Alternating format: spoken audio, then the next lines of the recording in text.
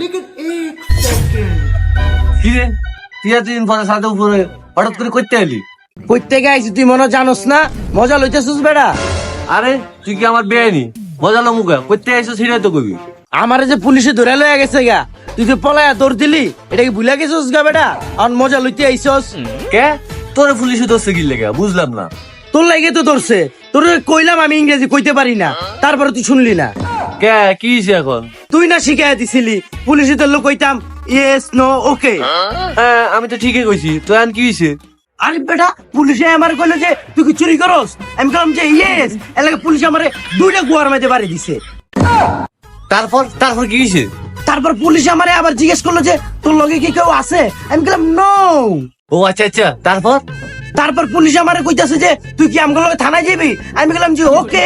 তারপর আমার গোয়ার মধ্যে দুইটা লাথি দিয়া আমার থানায় লয়ে গেছে। এটা সব তোর কারণে হইছে। এই বেটা আমি এসব আবুদ্ধি কাবুদ্ধি কাউরে দিই না, যা বেটা এনতে মিথ্যা কথা কর শুধু।